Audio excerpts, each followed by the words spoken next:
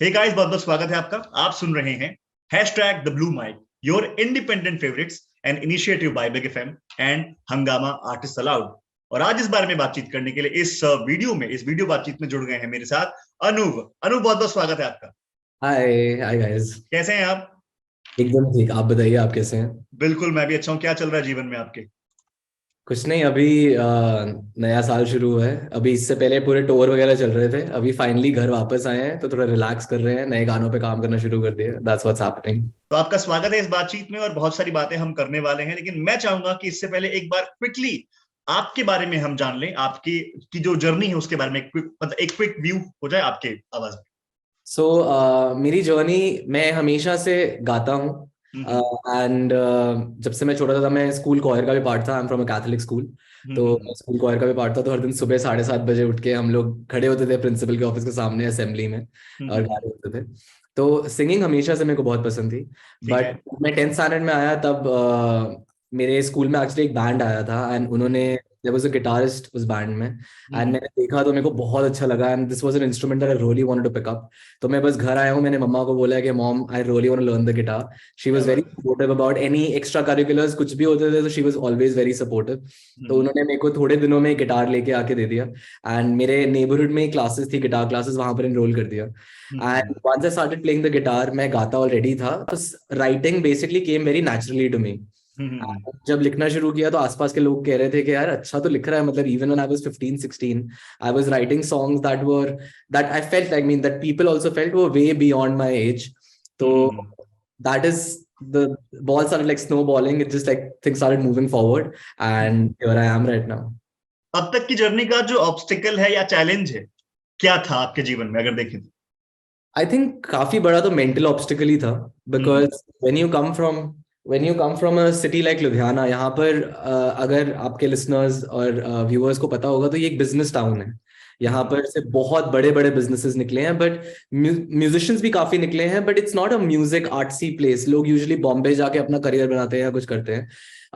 तो that was a very big mental issue कि यहाँ पर रह के कर पाऊंगा कि नहीं कर पाऊंगा, लोग क्या सोचेंगे एंड कितना प्रेशर आएगा कि अरे बिजनेस में क्यों नहीं गए, ये क्यों कर लिया, म्यूजिक में क्यों आ गए। क्योंकि थोड़ा तो होता ही है, बट लकीली अब लोग जब सुनते हैं गाने, मेरे रिलेटिव्स भी सुनते हैं, तो वापस आके बोलते हैं कि यार बहुत अच्छा कर रहा है, अच्छा लग रहा है सुन के, तो इट फील्स नाइस। अमेजिंग। अब तक किसी ऐसे बहुत ही खास ने कोई तारीफ की हो जो आपको लगता है कि अरे यार ये क्या मिल गया मुझे अब तक के करियर में? एक्चुअली द थिंग इज कि मैंने ना, my mom is always like I said बहुत ज्यादा सपोर्टिव रहे हैं म्यूजिक में, तो वो हम्म। हमेशा से चाहते हैं म्यूजिक में आ जाऊं। बट हम्म। उनका एक कॉम्प्लीमेंट मेरे को बहुत अच्छा लगा था। मैं 2019 में मैंने गाना रिकॉर्ड करा था and okay. Which is literally an audience favourite. मैं अपने सारे शोज उस गाने से शुरू करता हूँ। अमेजिंग। जब मैंने अपने मम्मा को उसकी रिकॉर्डिंग सुनाई थी, तो मेरे मम्मा ने कहा था कि so I don't have my dad, like he is no more, but मेरे मम्मा ने कहा था कि dad would have been very proud if he had heard this recording and you sing this song. So that was a very big compliment for me. Guys, this is a song that I have written, it's called Gul. And ये recently reels पे बहुत ज्यादा popular हो गया था because of this one line.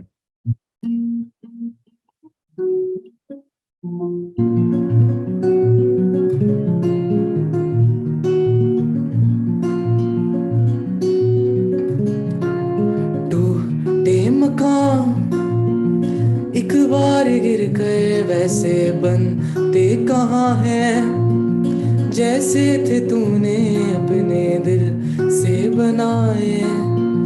वो कारीगर यूं हाथों से थे सजाए।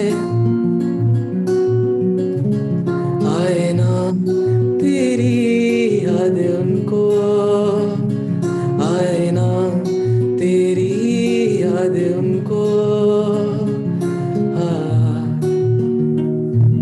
So guys, this one was Gul, and this is a song about moving on, कि आप कि कभी कभी जो चीजें खत्म हो जाती हैं उसको आप कितना भी कोशिश कर लीजिए, वो वापस वैसी नहीं बन सकती जैसे पहले थी। ओके, सो अनूप, मेरा अगला सवाल ये है आपसे कि who do you look up to in the industry? And आपकी जो इंस्पिरेशन है, कौन है, किसको ज्यादा मानते हैं? अगर हम अपने इंडियन इंडस्ट्री में से देखें, so A R Rahman has always been a very big inspiration. and I have always loved how grand his music is. It's just so orchestral and beautiful. हालांकि मेरा खुद का जो म्यूजिक है वो बहुत ही ज्यादा स्ट्रिप डाउन, बहुत ही ज्यादा सॉफ्ट और मिनिमल सा है. उसमें ज्यादा चीजें नहीं है, इतनी म्यूजिक इंस्ट्रूमेंट्स नहीं है, बट जो वो ग्रैंडियोर, ग्रैंडनेस, जो भी वो वर्ड होता है, आई थिंक उनके म्यूजिक मेरे को बहुत ज्यादा पसंद है. एंड उनके अलावा मेरे को अगर आप इंटरनेशनल आर्टिस्ट देखें तो as a songwriter I take a lot of inspiration from Ed Sheeran, because he has like been a number one thing. I have been to his one of his shows as well, which happened in Bombay, and मैं literally पूरा वो 1 डेढ़ घंटा मैं सिर्फ आंखें मेरी उनकी तरफ ग्लूड थी, रो रहा था मैं. मेरे फ्रेंड्स भी कहाँ थे, मेरे को कुछ नहीं पता. I was just so focused on what was going on. तब मैंने एक स्टोरी भी डाली थी कि I hope to be at a stage like that eventually. And आज जब मैं शोज करता हूँ तो मुझे बहुत ज्यादा वो नॉस्टैल्जिया होता है कि हाँ यार, मैं तब सोच रहा था ऐसा कुछ करूंगा कभी. एंड एक टेलर स्विफ्ट भी है. I think she is working almost independently right now, and I think that her music is absolutely incredible, and she is a songwriter as well. So these are a few inspirations that I have from the industry. अच्छा, किसी artist के पीछे ना art एक ऐसी form होती है ना जहां पे आपको स्टार्टिंग लेवल पे बहुत सारा बैकलिस्ट झेलना पड़ता है, कई बार आपको लोग सपोर्ट नहीं करते हैं, लेकिन हर आर्टिस्ट की सफलता के पीछे ना एक बड़ा ही अहम सपोर्ट सिस्टम काम कर रहा होता है. तो वो कौन है और उनके लिए क्या मैसेज होगा आपका इस बातचीत के जरिए? तो आपने जैसे ही बोला मेरे दिमाग में सिर्फ 2 नाम आते हैं. एक तो माय मॉम, एंड मेरी ट्विन सिस्टर है अनिका. उनका नाम आता है मेरे दिमाग में, because they have literally been my 2 pillars in life. And have really, तो वो मेरे को घर, क्योंकि इवन दो मेरी ट्विन सिस्टर है but I am still the younger one by a few minutes. तो मेरे को घर पे लिटरली एक बच्चे की तरह रखते हैं दोनों. And they protect me a lot कि अपना, कि हम सारा कुछ फोकस कर लेंगे, you work, you make music.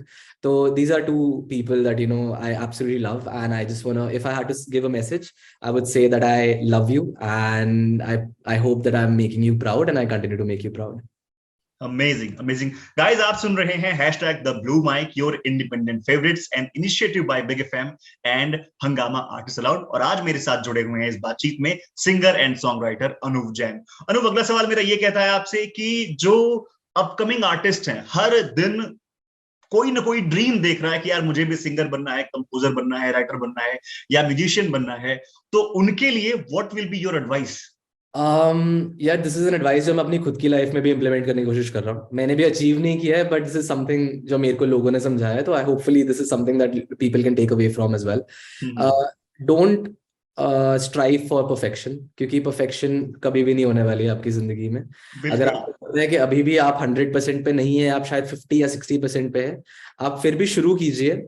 Just start working, and धीरे धीरे धीरे आप वो शायद 80-90 तक पहुंच जाएंगे, बट वो 100% कभी होने नहीं वाला.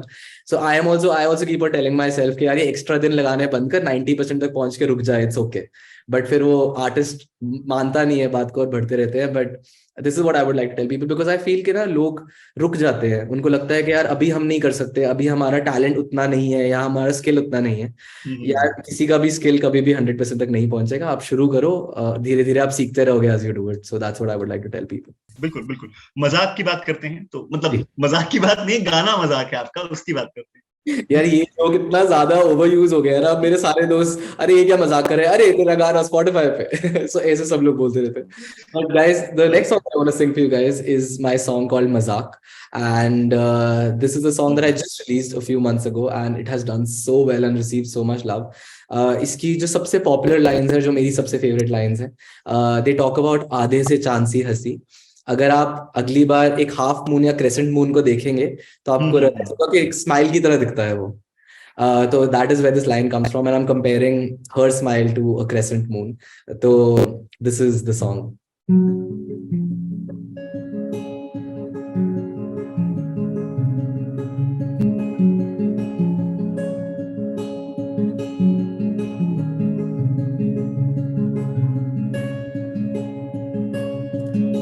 ये भी मजाक ही तो है, कैसे ये रातों के इरादों में अंधेरा था यूं, आधे से चांद सी हंसी, अंधेरी रातों में अब नूर बन गई क्यों ऐ चांद, अब चांदनी बन के गिरो जरा, गिरते रहो मेरे आस पास तो तेरा ही हो जाऊंगा, हो जाऊंगा। क्या बात है, मतलब आप बहुत ही मैजिकल वॉइस और बहुत ही लाइक सोलफुल। ओके, सो इस समय मेरे साथ जुड़ गए हैं इस बातचीत में ईशान निगम, जो कि एक मल्टी जॉनर सिंगर हैं, सॉन्ग राइटर हैं, मुंबई से हैं, और 2019 से उन्होंने 9 सिंगल्स अपने प्रोड्यूस कर लिए हैं, रिलीज कर दिए हैं इंडिपेंडेंटली। बहुत ही कमाल की बात है। और अभी हाल ही में उन्होंने अपना प्लेबैक डेब्यू किया है विद द सॉन्ग लाइका दे दे मौला फ्रॉम द फिल्म FIR। तो ईशान, बहुत बहुत स्वागत है आपका। और अब मैं और आपको मौका दे रहा हूं अपने सेलेब से बात करने का, अनूप जैन से। Over to you Ishaan. Thank you so much. So hi Anup, hope you're doing great and really love your music, man. Thank you so much, Sean. Really means a lot. And hi to you as well. Yeah, like you have been an inspiration to so many. Like I personally love your songwriting skills. Like they are very, very contemporary and very straight to heart. Like there is no complexity of thoughts, which I feel, which is, if I talk about today's generation, nobody wants to, dig down to that level कि अच्छा अभी dictionary खोलूं और मैं ये पढ़ूं कि इसका मतलब क्या है, इस लाइन के मायने क्या है या इस शब्द के मायने क्या है. So that's what I love about your songwriting. So how do you come up with such thoughts? Like, do you read any particular poet, or like how do you come up with these thoughts? Ishan, the thing is कि I don't read any poet, or I mean I should. मेरे को actually idly तो करना चाहिए, ये अपना homework भी important होता है, but मैं नहीं करता. The thing is कि मेरी life में there have been so many instances and so many experiences. I've met so many people. तो अपने आप ही these words just come out. And the thing is कि जब से मैं छोटा हूँ तब से मैं बहुत ज़्यादा creative था. And I have always been into that like creative side of things, and मैं हमेशा ये सब चीज़ें करता था. तो आई थिंक वो एक बहुत नेचुरली एक सॉन्ग राइटिंग का तरीका आ गया. एंड जब आप एक बार एक गाना ऐसा लिख देते हो ना जिसके अंदर you go really deep into the song writing, and जहां पर आप लिटरली हर वर्ड आपके खुद के एक्सपीरियंस से लिया गया है, तो एक्चुअली वो एक बेंचमार्क सेट कर देता है आगे गानों के लिए एज वेल. तो अब जब मैंने एक बार वो कर दिया तो वो आगे के भी जब गाने रिलीज करता हूँ तो मेरे को पता है कि यार मेरा ये प्रोसेस है, मुझे ऐसे ही लिखना है. सो आई होप कि मतलब I wish I could have given you a name कि मैं यहाँ से इंस्पिरेशन ड्रॉ करता हूँ, बट ऐसा कुछ नहीं है यार. मैं I am just a normal guy who is just trying to write something that people can connect to, and it's relatable. Thank you so much. Thank you so much. Means a lot. Thank you so much Ishaan, आज जुड़ने के लिए और हमें join करने के लिए. Thank you so much again, और Thank you so much for having बहुत me. बहुत शुभकामनाएं. Keep pursuing the good music. Okay, bye Shaan, thank you so much. Bye. I would like to know कि आपका जो गाना है रिहा, बहुत कमाल का गाना है. क्या लगता है आपको कि अगर कोई और इसको गाता तो कौन ऐसा है जो इस गाने के साथ जस्टिस कर पाता पूरी तरह से रिहा के लिए? सो रिहा इज अ सॉन्ग जो मेरे को लगता है कि इट्स ग्रैंड इनफ कि अगर if A.R. Rahman would have sung the song, that would have been insane. Even though he's a producer, but when he sings, it's just so beautiful. I know it's a big ask, but if he ever does, that would just like blow me away. I don't think I'll ever sing the song again. I'll be like, अच्छा हो गया, चलो खत्म. ये यहाँ पहुंच के बस नमस्ते रहने देते हैं इसको. अब बस खत्म, अब नहीं गाऊंगा कभी.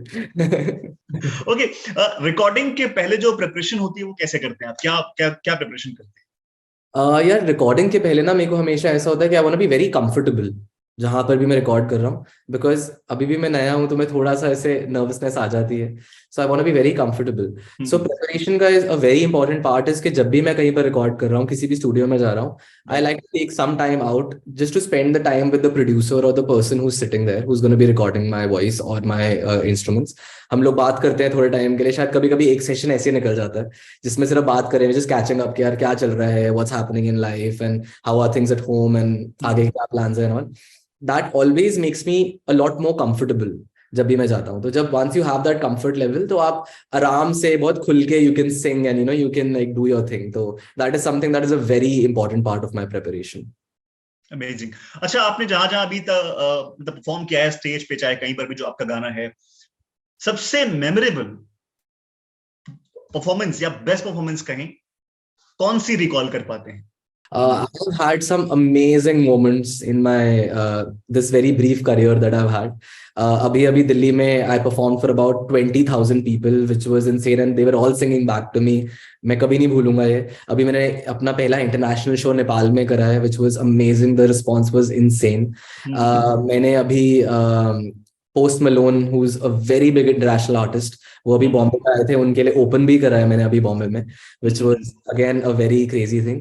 But मेरा एक छोटा मोमेंट है which I don't think I'll ever forget. 2021 में बैंगलोर में मेरा शो था एंड मैंने अपना लास्ट गाना गाया, उन्होंने बोला वंस मोर, तो मैंने बारिशें मेरा एक गाना है which is the most popular song that I have. मैंने वापस गाया उनके लिए, तब तक ना लाइट चलेगी, वहां पर पावर कट हो गया जिस जगह पे हम परफॉर्म कर रहे थे, वहां पर 1000 लोग थे, एम्फी थिएटर, थोड़ी थोड़ी बारिश हो रही है, बहुत अच्छा माहौल था. तो पूरी लाइट गई हुई है और मैं वहां पे, मेरा माइक नहीं चल रहा, तो मैं उनको अपने हैंड जेस्चर्स से बता रहा हूँ कि 2 मिनट लगेंगे, I am sorry I can't sing, just give me 2 minutes, अभी सब आ जाएंगे वापस. तो it was a very good moment because they started singing back to me. They couldn't hear me, so they sang my entire song Barishe. I am just standing there with my guitar in my hand, and I'm just like looking at everyone, and they're singing back to me as if I have come there for a concert and they are the people that I'm watching. So वो एक moment है which is a very memorable moment, and I don't think I'll ever forget it. This song has recently crossed about like 150 something million streams plus views across all platforms, and this was done completely independently. I wrote the song, मैं सिर्फ 16 साल का था जब मैंने गाना लिखा था, and जब मैं लिख रहा था मुझे कोई आइडिया नहीं था कि this is the monster that it is going to turn into, but I'm so happy that the universe gave me this song. ये गाने का नाम है बारिशें, and like I said, this is my most popular song.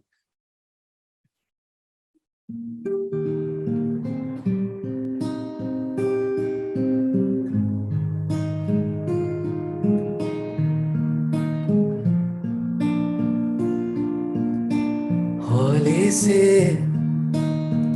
धीमे से मुझको बाहों में भर लो ना तुम, नरम सी सांसों में मुझको आहों में भर लो ना तुम.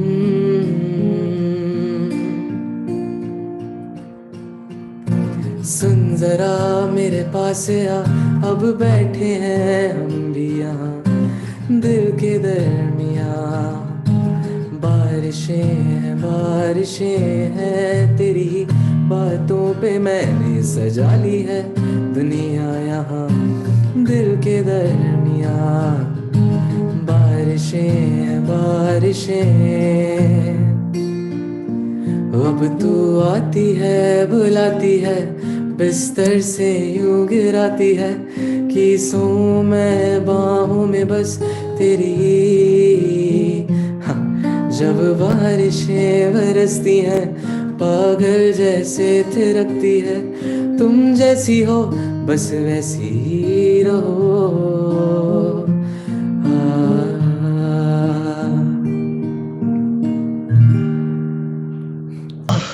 क्या बात है, मतलब I was thinking कि यार रुके ना और अपना चलता रहे आराम से. हम आपको थैंक यू बोलते हैं अनूप. Thank you sir. इस खुश मन से आपको थैंक यू इसलिए भी बोलते हैं कि मतलब आपसे बात करके ना बड़ा मजा आया, है ना. I'm so happy with this. मुझे भी बहुत मजा आया. Thank you so much. Love it. Thank you so much again for being so kind and keep creating and keep inventing the music. Thank you so much again for joining us.